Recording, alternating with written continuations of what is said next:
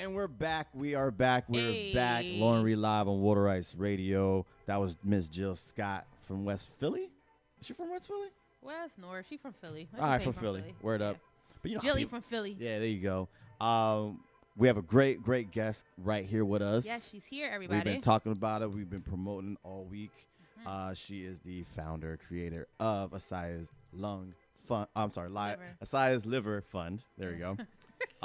And she has a lot of different crazy things that's going on, which is all really dope. She's an author as well. Yes, she is. We're gonna get into that in a little bit. She also has a bombshell she's gonna drop tonight. Oh, some exclusive news on her end. We'll get to Don't that you love later. how everyone comes here with an exclusive? Time is they everything. gotta come here first, right? Time is I everything. love it. So she'll get to that. But without any further ado, Yes. give it up for Rasheena Phinisee, everybody. Hey. Tell them what school you went to. Hey, Temple University. Yeah, we in here. To you, motherfucker. See you. Every time, everybody. Every Every time. Gang, gang. Every All day. time. All day. Basically. I actually met Rasheena at Temple, Years ago. 2005 or Wow. something like that? 05, Wow. 04, 05. Something crazy. Something like that. Yep. Yeah, so Jay was like, we got to get her on the show. She has like a dope story. And I was like, all right, cool. Let me go find her on the gram. And I was like reading about your story, and I just thought it was amazing. So without Thank you. further ado, Especially for this month. Women's Women's Month. History Month and women's everything. empowerment. Yes. So without further ado, kind of tell us your story. Introduce yourself and tell your story. I am the infamous Rasheena Phinisee, and I am the mother of Assiah Phinisee. I'm just Assiah's mom. And this is a little joke we say all the time because everybody's like, "You're Assiah's mom." But Assiah is my daughter. She'll be 10 years old in May. And shortly after she was born, I was prescribed a drug to take while nursing her. Needless to say, the drug passed through my breast milk. Wow. She was only 6 days old, and she had a immunological response to it, aka an allergic reaction. That reaction resulted in her going into liver failure.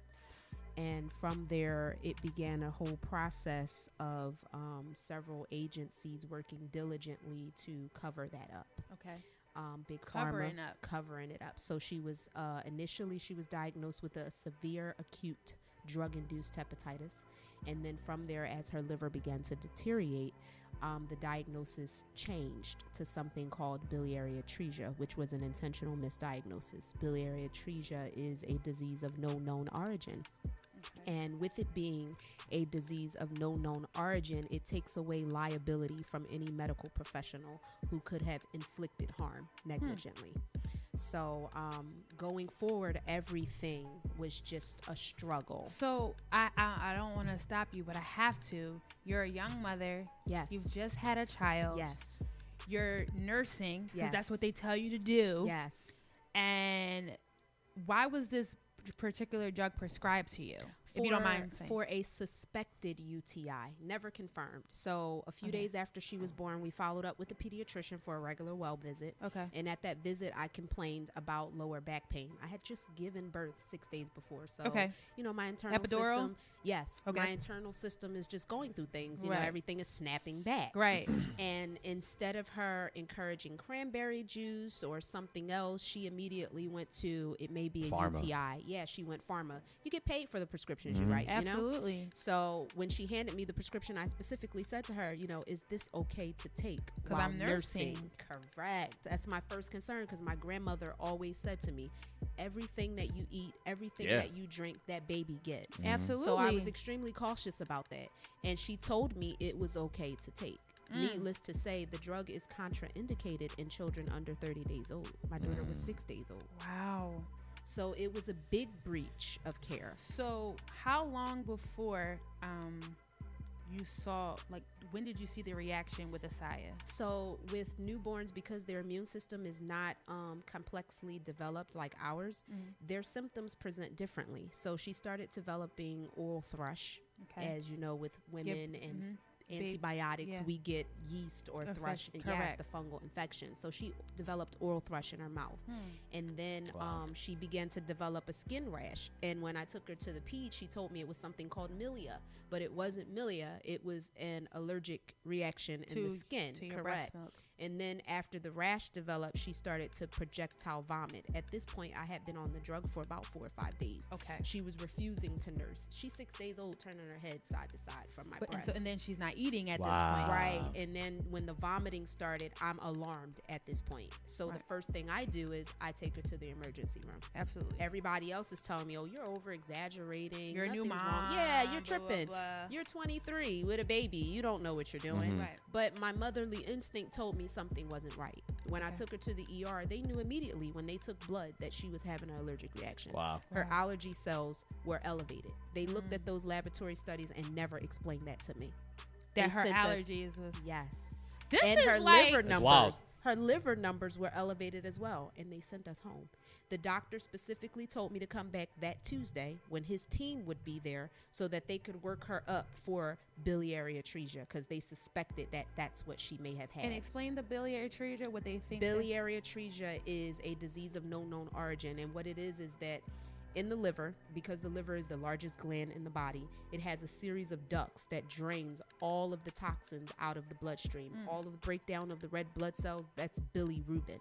Okay. Bilirubin is what gives your stools its pigmentation. So the light brown, the green, the dark brown that you see come out in your bowel movements, that's the secretions of the liver. It shows you how active those enzymes are. Wow. So the biliary ducts, when they become blocked, obstructed, or destroyed, you have something called biliary atresia. Atresia means blockage. And they suspected this due to what? They had, because her jaundice was elevated. But every child in the first 30 days of life, 50 to 60% of children are Have born jaundice. Correct. I had I was a preemie, but I had jaundice. Correct. So they use that as a tool to scare me, to Right. allow them to explore and experiment on my child. So do you believe that they knew from the very beginning Yes. about her liver, They and they wanted you to absolutely did. come back once they got their team together and say, look, we got something going on here? Yeah, because at that time they had an observatory database for children with neonatal hepatitis and biliary atresia. Get the fuck out of So here. they were specifically targeting I'm my sorry. child. This is just like. I can't make this up. This is honest to God truth, paper trail to everything. They approached me and asked me if I would be willing to enroll my daughter in a database. And I told them no initially. I said, hell no. There's no way that I'm giving you permission to enroll my child in this so that you can specifically look for that. No. So where's your mental state at this point? They've sent you home. Your freaked child out. is still sick. I'm freaked out. Well, when I went home, it just didn't sit right with me. Okay. I couldn't just sit at home and not have answers. So I went back before I was supposed to. And the guy got really upset with me when he found out that I brought my daughter into the emergency room, because then they had to admit me. And when they admitted me to the floor, they admitted her for the vomiting. So they were exploring that to see if there were other causes to that. But in the process of exploring that, they were exposing her to other drugs that could potentially cause more damage. I'm sorry. When is someone supposed to be upset that you you Right. bring your child Because they're not back? doing what they want her to do. Exactly. Yeah. And that's what it is. You're a young mom. You don't know any better. We're the experts, and you're going to listen to what we say. Right. This is so crazy to me. I mean, But it happens more probably more happens often than not. wow, that's More crazy. often than not. So when you don't know medicine, I mean, for me, this was literally a learning experience. Through this, I had to become a doctor. Yeah. And that is the only way that my daughter survived what she And did. lawyer. Otherwise, she would have died. So I apologize because I cut you off during the story. So she basically we get to the point now where do we know that her liver is failing? No. They diagnosed her with biliary atresia. When children are diagnosed with biliary atresia, the standard or protocol for care is that if they're under 60 days old, they do an exploratory surgery where they go in and they open the child up and they create a drainage system for them. So my child was taken into surgery to physically diagnose biliary atresia because all the other studies that they had done were inconclusive. So we don't really know if she has this, but we got to open her up to find out if she does. That's wild. Because now we need to open her to It's obtain like a more science tissue project? samples. Like, what's happening? Yeah, it was. I don't even know. This was. I'm sorry. This was one of the most frightening experiences in my entire life, because I have this child and this life in my hands, and I am the one that has to make every ultimate decision for her.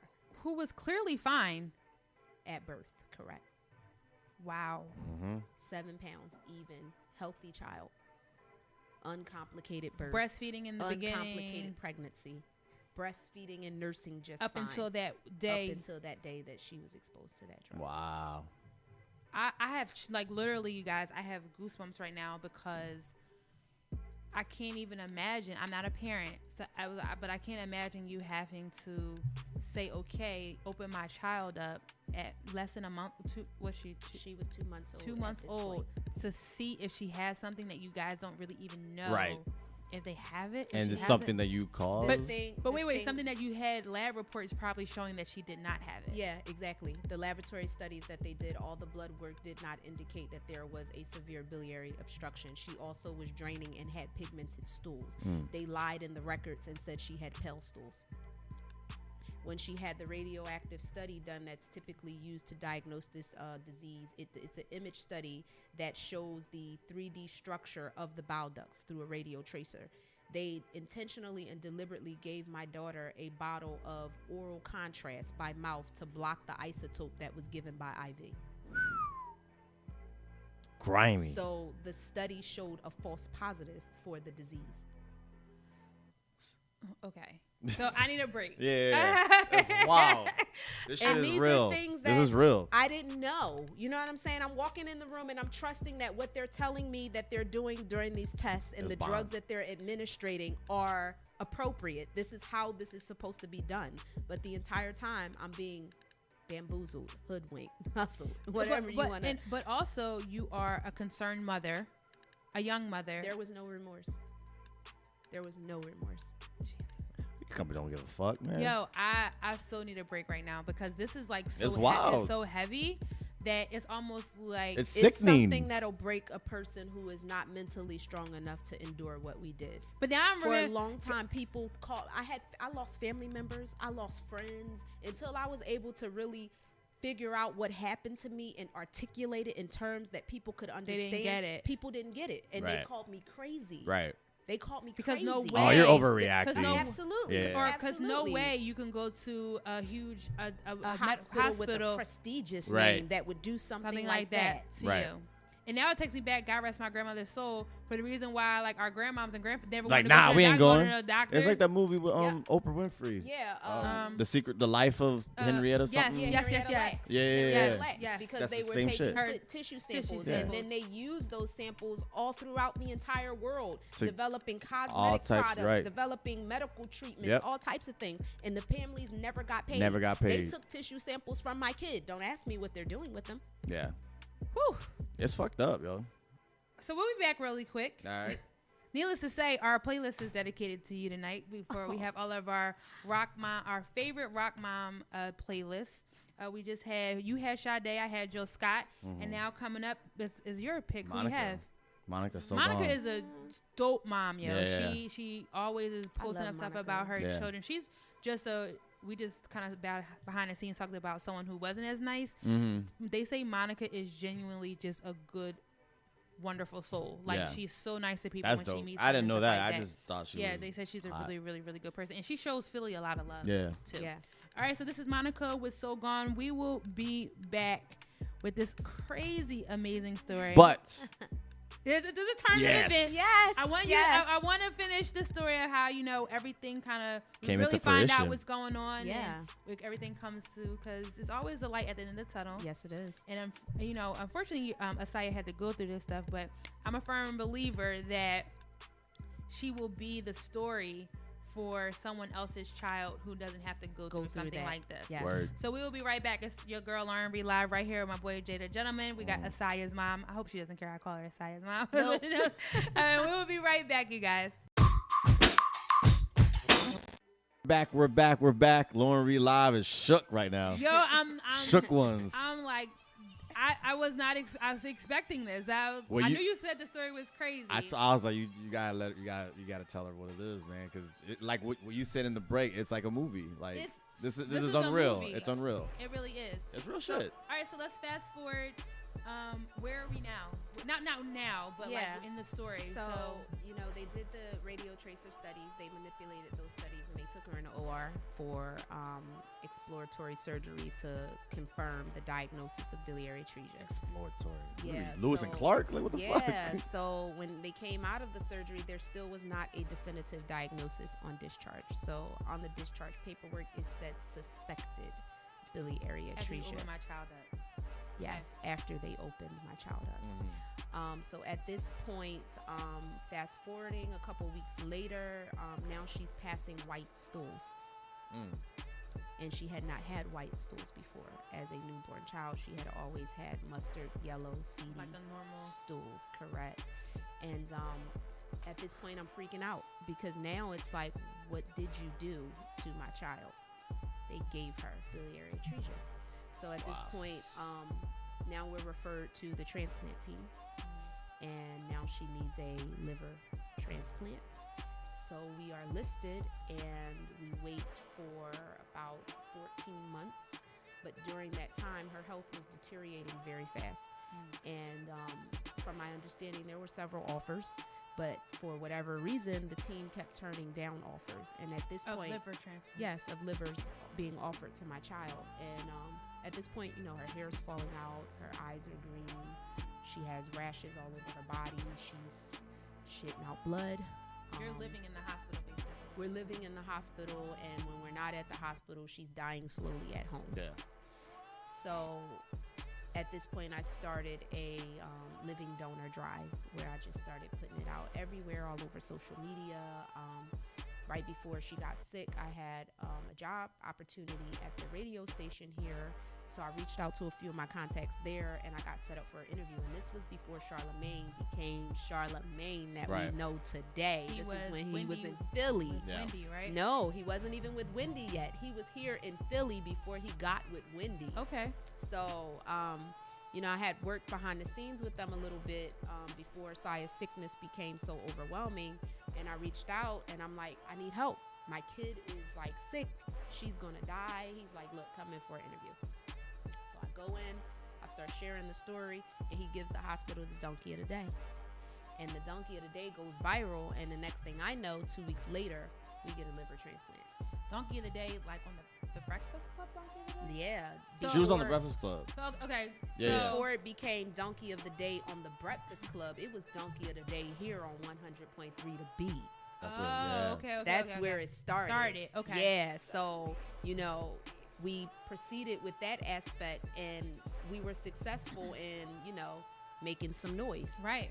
A few calls were made to the Liver Foundation chapter here, and, things got moving. We got the offer. She gets transplanted. The organ came from a child who drowned in the Midwest out in Minneapolis. She was 18 months old. Her and her brother had been placed in a foster home, and she was left unattended in a whirlpool. Jesus Christ. And, God rest her soul. Right. She prolonged my daughter's life for 3 years. Wow. After the first transplant, Children's Hospital did not get the immune therapy regimen right. Her laboratory studies were raging for months. They never addressed it, and the organ went bad. So are you seeing these laboratory results? They're supposed to send copies to my home. Okay. But what they were doing was they would call me after they got the studies, and they would say, oh, Mom, everything looks fine. But they're not sending you They copies. review, they would, her ASTs are looking good. Her GGT is looking good. We checked these vitamin levels. Everything's looking good. But the entire time, her numbers are raging. So I want to put a post-it note there, because anyone who's been to the doctors before, you get lab results and stuff like that. Like, okay, we'll call you and let you know everything is okay. Yep. And the normal person is thinking, I'll use myself as an example. I have a thyroid disorder, so I go in often to get my blood taken to check my levels.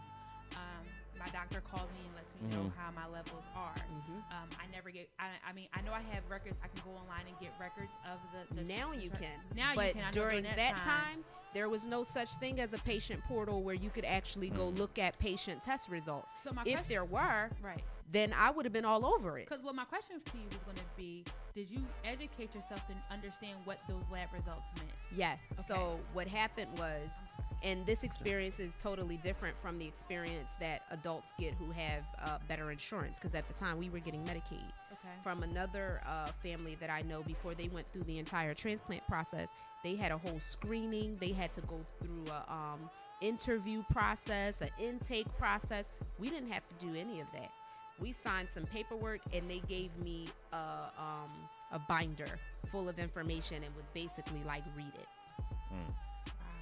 That's how it happened for us. Ooh, that's just crazy.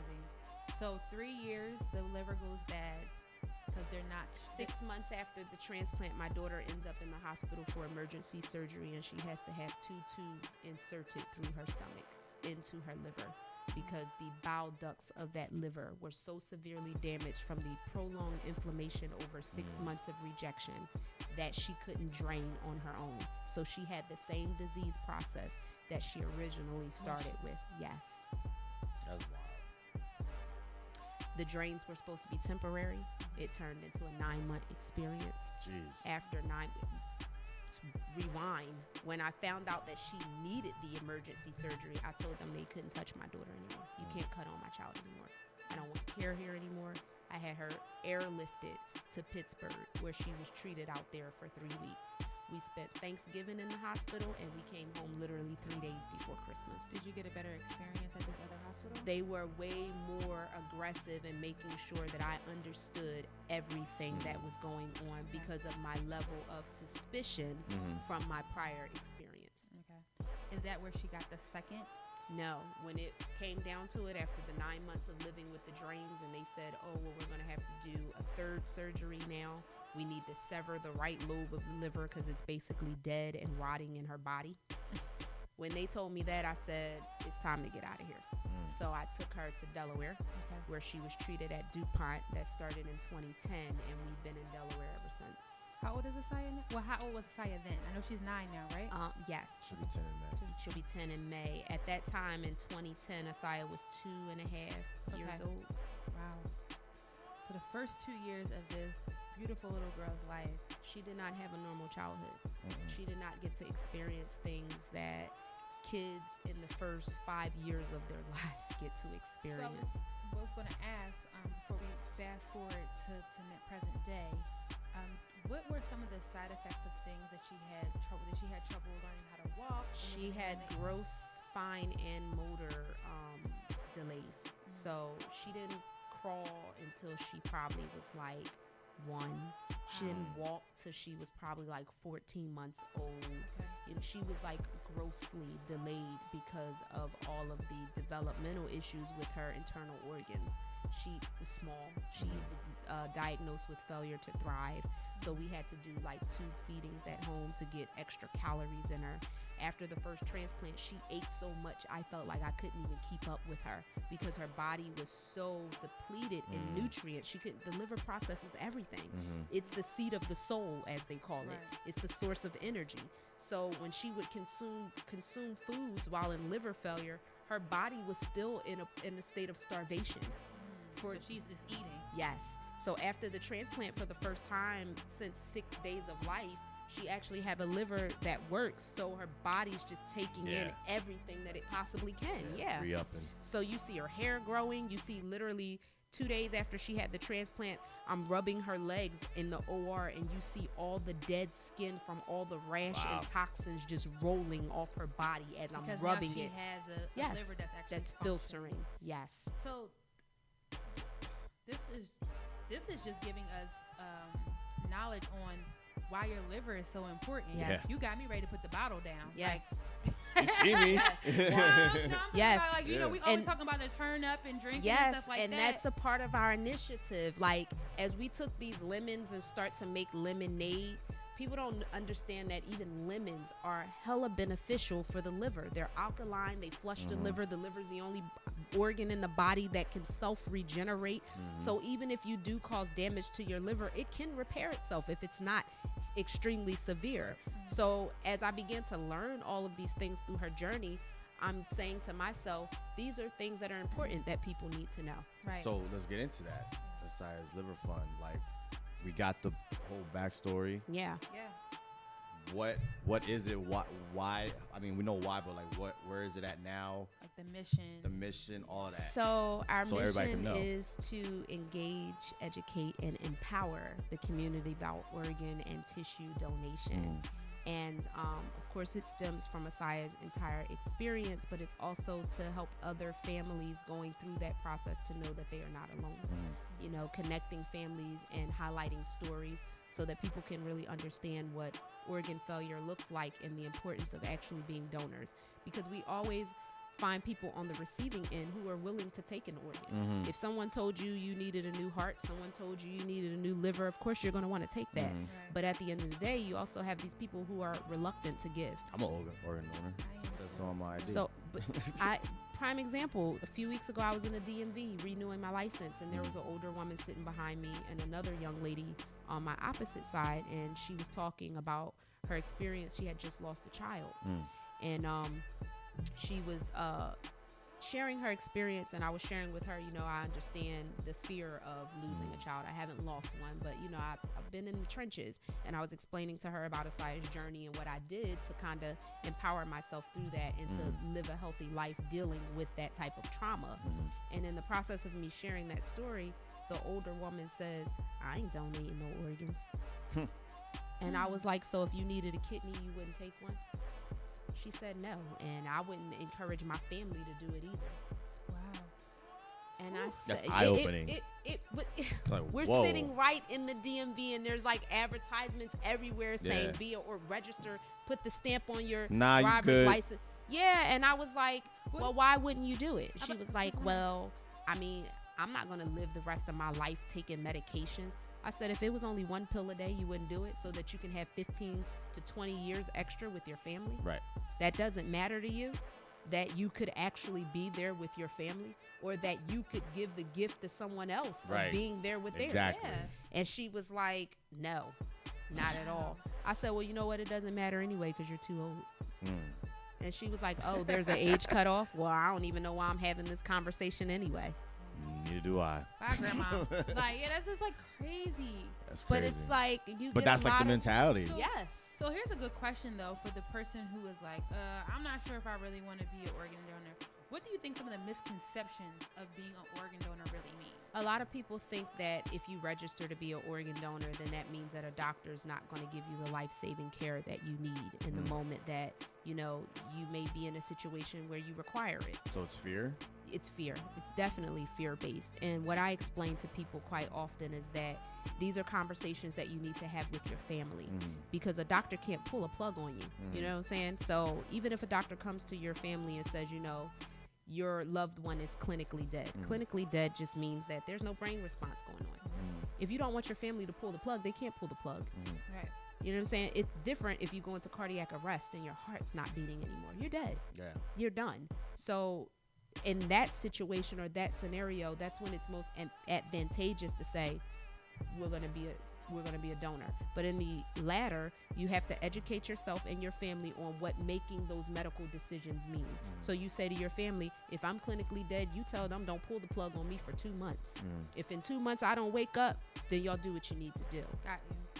So when you put it in that perspective, it's like, oh, okay. No, they're but not educated. yeah, they're not educated enough to know or understand how to make those decisions.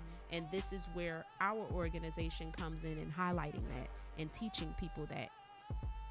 Good stuff. Yeah. Well, we want to talk more about what the Assiah Liver Fund has been doing since you actually have started Some the notoriety, organization. national notoriety. Yeah, and you also have some really cool stuff that you also do as well. Yeah. I know like the soap making and the skincare products and different things. The that you books. The books. We're gonna talk we got about a lemonade that. product. Yes, Yeah. so we're gonna talk about all And of the that big stuff. news that she's going to drop. And the big news that she's going to drop. And I can't forget Assiah. I want to talk about how she is today. Yeah. Because I heard she's the life of the party. She's like a socialite. Like, yeah, she Yeah. is. like a Paris Hilton. She's so charming. Like people love it. meet her and they're like, "Oh my God, how old are you?"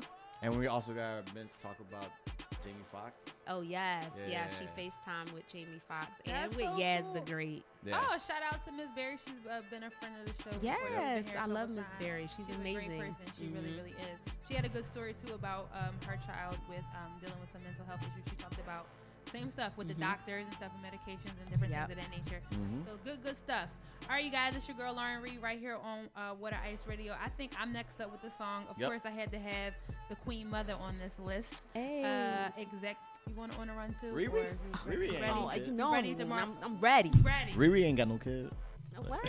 Don't do that today. Not here right You know now. Okay? Not today, right now. We're not going to do that. We are back, everybody. It's your girl Lauren Rei right here on Water Ice Radio, and that was the Queen Bee, Miss Queen Beyonce Carter, Yep. and that was Partition.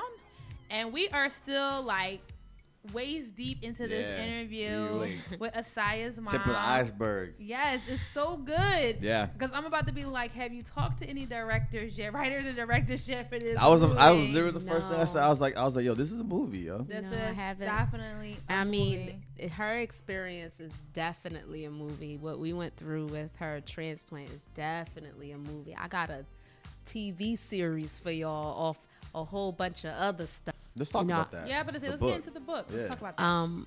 When Assiah was about 5, she came to me and she said she wanted to do a children's book. And she said it a couple times. I didn't take her seriously. By her 6th birthday, she's like, Mom, like, I told you before. right. She's like, I just wanted a basketball when I was Yeah, six. right. she's like, you're playing. What's up with this book? So, Right. you know, we sat down one day and we started talking about it. And I said, well, you know, would you like to do a book about your transplant? And she was like, yeah. She was like, I want to do a few books. She was like, I want to do it like a series. Oh, Dr. So, Seuss on. yeah. So she started talking about how she wanted to, you know, write about her recovery and, you know, tell kids what transplants were about. And I'm like, this is like the holy grail. Hold up. This is her now. at 6. This is her at 6. That's you know, wild. Assiah began having very advanced language skills at about 18 months. She could hold a full conversation with you. Like, doctors would walk in the room and they were Like starstruck. amazed, Yeah. Right. Like they just were mesmerized by this kid. She had that effect Wow. everywhere she went. Mm.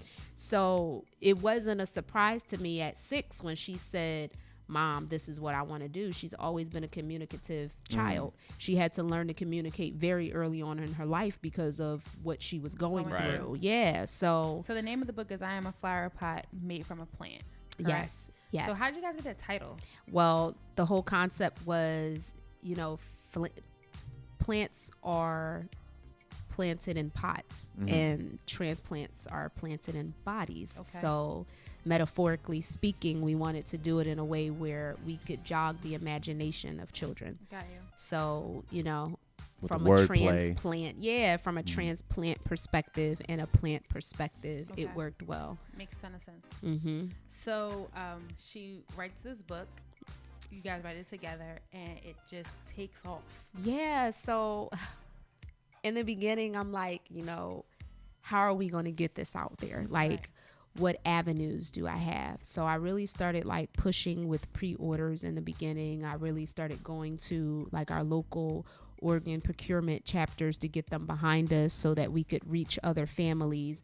And then, you know, I reached out to an old friend, Charlemagne. All right. And I'm like, hey, you know, we got this book and, you know, we had this amazing, crazy journey and you were a part of that. Like, let's sit down and let's talk about, you know, how we can really get this out there. And he's like, hey, you know, let's set it up with the producers. I'll, you know, talk to my team. We'll see what we can do, blah, blah, blah, blah. So, you know, we get to the date and I'm like super excited. We had the date like 2 months Breakfast in Club. advance. Yeah, Breakfast Club. Like you, what I like listen to every morning. You know, Yeah, one morning like- show in the country. like the god of urban radio, Breakfast Club. My radio goals. Yes, yes. Right. You know, aspirations. So I'm like, you know, to me at that moment, it was confirmation that, you know, even though we had this horrendous experience and this crazy journey, that God had planted so many people in our path to help us get to where we were going. Absolutely. We are back, everybody. It's your girl Lauren Rei right here on What a Ice Radio. That was J-Lo from the block. The glowed up queen right now. Glow Up Queen, yes. Yeah. And we have Assiah's mom here. Mm-hmm. Hold on, let me mess up the last name. Phinisee. Phinisee. Is that how you tell Yeah. everybody that? Yeah. I be like Rasheena Phinisee. Tennessee, Hennessy, Phinisee. Thank you so much. Rashina, for thank coming you for coming on. Absolutely. We really appreciate it. I appreciate the opportunity. No, of course, no problem. We like to pride ourselves around here in helping saving lives. Mm-hmm. So we Yeah. definitely tonight, this is probably going to reach and help someone for sure. Hugs and kisses to Assiah, please. She has to come the next time you guys come Definitely. through. Definitely. I'm dying to meet her. She Yeah. sounds like she is just everything. Mm-hmm. And make sure everybody, you guys, are tuned back into the Lauren Rei Live Show Yep. next Tuesday. We keep them coming with them hits. We definitely keep them coming. We have Felicia Harris Yep. of High Touch Enterprise Business coming through next week. We have a lit Women's History Month, Yeah. pretty much. When I realized it was Women's History Month, and I was like, damn, our guests are dope. Yeah, we set this up pretty nice, right? Yeah. I don't even think we Sometimes intentionally it did just that. falls on your lap. You just gotta let it rock. That way, you gotta right? let it rock. So make sure you guys are tuned in next Tuesday, 8 o'clock Eastern Central Time, right here on Water Ice Radio. Make sure you guys are downloading that free TuneIn app so you can get 24/7 of Water Ice Radio. Go to our YouTube page Yes, and please, subscribe. Tell Tell your friends, your family, Check everybody. us out on the newsstands across Center City. Make sure you're You're following gonna be on the us. newsstands too. Be on the newsstand. Yeah. Hey. We'll make sure to shout you out when Yeah. let you know when you're up there. Yep. And everybody, make sure that you are following us on all social media platforms. Shout out to the whole Water Ice Radio family. Yep. And never, ever, ever forget, Never. guys, not all superheroes wear capes. Sometimes they wear headphones. Peace. Peace.